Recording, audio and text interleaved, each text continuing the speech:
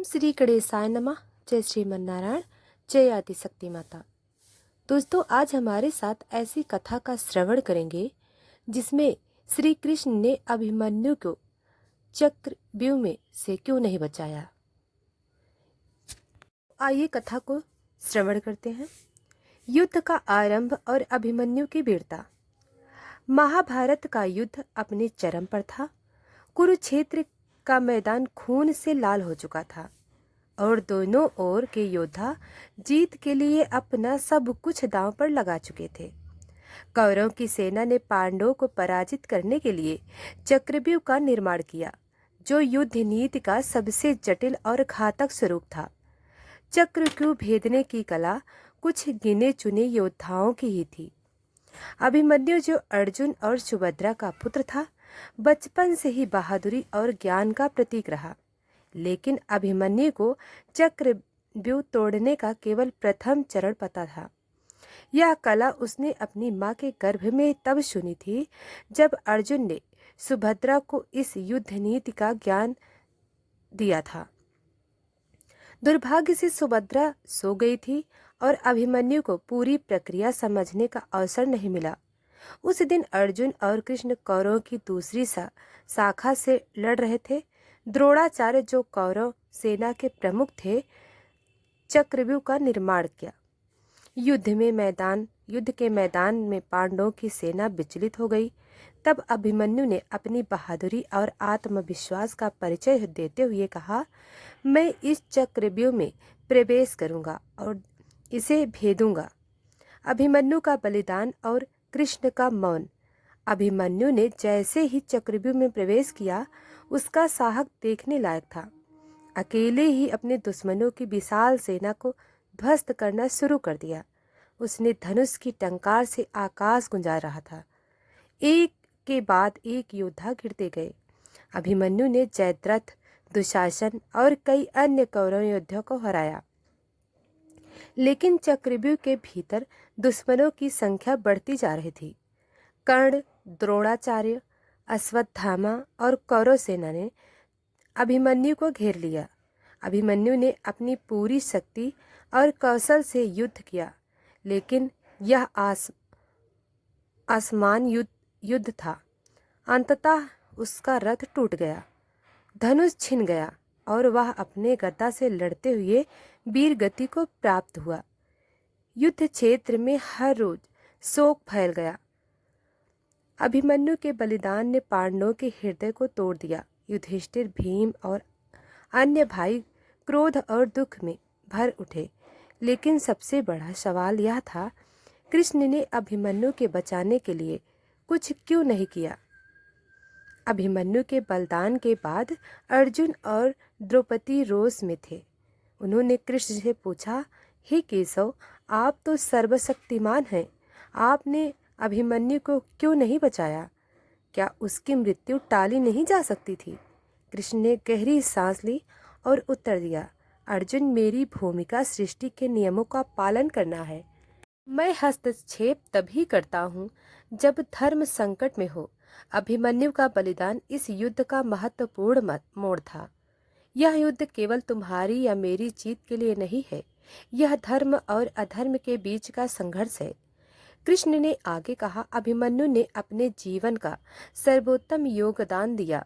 उसका बलिदान व्यर्थ नहीं जाएगा। उसकी मृत्यु ने कौरवों के पापों को और बढ़ा दिया, जिससे उनका पतन सुनिश्चित हो गया। यदि मैं उसे बचा लेता तो यह युद्ध सुनिश्चित काल तक चलता रहता।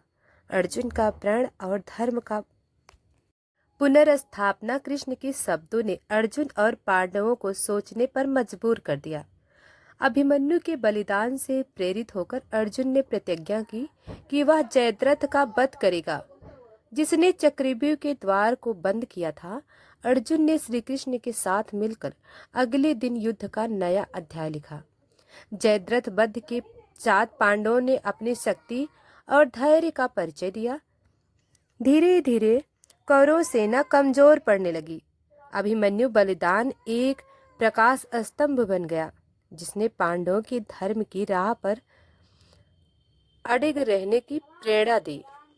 अभिमन्यु का बलिदान न केवल पांडवों के लिए बल्कि संपूर्ण मानवता के लिए एक उदाहरण बन गया, जिसका नाम वीरता और साहस का पर्याय बन गया। कृष्ण ने अंत में कहा, अभिमन्यु इस शरीर में नहीं है, लेकिन उसकी आत्मा अमर है। उसके बलिदान ने धर्म को स्थापित किया और अधर्म को नष्ट करने का मार्ग प्रशस्त किया। अभिमन्यु के बलिदान ने पांडवों के हृदय में केवल दुख नहीं बल्कि क्रोध और प्रतिशोध की ज्वाला भी जलाई। उसकी वीरता ने पांडवों को यह स्मरण कराया कि धर्म की स्थापना के लिए त्याग और बलिदान आवश्यक है। लेकिन यह बलिदान केवल युद्ध का हिस्सा नहीं था, यह उन नैतिक सिद्धांतों का प्रतीक था जो महाभारत को एक महाकाव्य बनाते हैं। युधिष्ठिर ने रात भर अभिमन्यु के बलिदान पर शोक मनाया। उनकी आत्मा ग्लानि से भर उठी। उन्होंने कृष्ण से कहा, हे माधव, क्या मेरा नेतृत्व इतना कमजोर था कि मैं अपने भतीजे को बचाने में असमर्थ रहा? मैं स्वयं को इस पाप से कभी मुक्त नहीं कर पाऊंगा। कृष्ण ने शांत स्वर में उत्तर दिया, धर्मराज, यह समय आत्मग्लानि का नहीं बल्कि आगे की रणनीति बनाने का है। अभिमन्यु ने अपने धर्म का पालन किया, अब तुम्हें भी अपने धर्म पर अडिग रहना होगा। इस युद्ध में तुम्हारी विजय से ही अभिमन्यु के बलिदान को सार्थकता मिलेगी। सुभद्रा, जो अपने पुत्र का बलिदान की खबर सुनते ही शोक में डूब गई थी, द्वारिका से कुरुक्षेत्र पहुंची। उसका हृदय बिखर चुका था। उसने कृष्ण से रोते हुए कहा, दाऊ, आपने मुझे वचन दिया था कि आप हमेशा अभिमन्यु की रक्षा करेंगे, फिर क्यों आपने उसे उस चक्रव्यूह में अकेला छोड़ दिया? कृष्ण ने अपनी बहन को सांत्वना देते हुए कहा, सुभद्रा, तुम्हारा पुत्र एक योद्धा था और योद्धा का कर्तव्य है धर्म की रक्षा करना। अभिमन्यु ने वही किया। यदि मैं उसे बचा लेता तो यह अधर्म के नियमों का पालन करने जैसा होता। वह अब किसी एक देह में नहीं है, उसका बलिदान अमर है। वह हर उस योद्धा के हृदय में जीवित रहेगा जो धर्म के लिए लड़ता है। अभिमन्यु के बलिदान के अगले दिन पांडवों ने कौरवों को सबक सिखाने की योजना बनाई।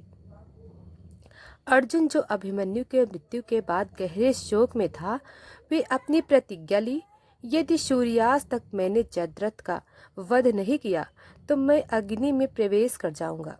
यह प्रतिज्ञा सुनकर कौरव सेना भयभीत हो गई। जयद्रथ, जिससे अभिमन्यु को चक्रव्यूह में फंसने दिया था, अपने प्राणों की रक्षा के लिए द्रोणाचार्य और कर्ण की शरण में गया। कौरवों ने जयद्रथ की रक्षा के लिए अभेद रक्षा कवच तैयार किया। कृष्ण ने अर्जुन को सलाह दी कि हे पार्थ, जयद्रथ तक पहुंचने के लिए तुम्हें धैर्य और कुशल रणनीति की आवश्यकता होगी। याद रखो, यह केवल शक्ति का नहीं बल्कि समय और बुद्धिमानी का युद्ध है। युद्ध में मैदान में अर्जुन ने अपने धनुष गांडीव से ऐसी वर्षा की कि कौरव सेना बिखर गई, लेकिन जयद्रथ तक पहुंचने के लिए उसका समय कम था। सूर्यास्त समय निकट आ रहा था। तभी कृष्ण ने अपनी माया का सहारा लिया और सूर्य को क्षण भर के लिए ढक दिया। कौरव ने सोचा कि सूर्यास्त हो चुका है और जयद्रथ ने उत्सव मनाना शुरू कर दिया। कृष्ण ने अर्जुन से कहा, उस समय आ गया है पार्थ, यह तुम्हारे बाण का आखिरी परीक्षा है। अर्जुन ने अपने दिव्यास्त्र से जयद्रथ का वध कर दिया। जयद्रथ के वध के बाद युद्ध के पांडवों की स्थिति मजबूत हो गई। अभिमन्यु के बलिदान से प्रेरित होकर पांडवों ने अपनी सभी कमजोरियों को ताकत में बदल लिया। धीरे धीरे कौरव सेना की हार सुनिश्चित हो गई। महाभारत का युद्ध समाप्त होने के बाद युधिष्ठिर ने धर्म की स्थापना की और अभिमन्यु के बलिदान की श्रद्धांजलि दी। उन्होंने कुरुक्षेत्र में एक स्मारक बनवाया जो हर योद्धा का यह याद दिलाएगा, यह धर्म की रक्षा के लिए सबसे बड़ा बलिदान भी छोटा है। कृष्ण ने अंत में कहा, अभिमन्यु केवल अर्जुन का पुत्र नहीं, वह धर्म की आत्मा था। उसका बलिदान हमें यह सिखाता है कि योद्धा वही है जो अपने जीवन से ज्यादा धर्म को महत्व देता है। अभिमन्यु का बलिदान एक ऐसा पाठ है जो महाभारत को कालजयी बनाता है। यहाँ हमें यह सिखाता है कि कभी कभी व्यक्तिगत हानि भी एक बड़े उद्देश्य को पूरा करने का साधन बन जाता है। धर्म के मार्ग पर चलने वाले को बलिदान देने के लिए हमेशा तैयार रहना चाहिए, क्योंकि यही सृष्टि का नियम है। अभिमन्यु जो अपने साहस और त्याग से अमर हो गया, आज भी वीरता का प्रतीक है। उसकी कहानी हमें यह प्रेरणा देती है कि सच्चा योद्धा वही है जो अपने उद्देश्य को पूर्ण करने के लिए जीवन और मृत्यु से परे हो जाए। जय श्री कृष्णा। दोस्तों, अगर यह जानकारी अच्छी लगी हो तो हमें कमेंट में ज़रूर बताएं। अगर अभी तक वीडियो को लाइक सब्सक्राइब नहीं किया है तो अभी कर लें। धन्यवाद।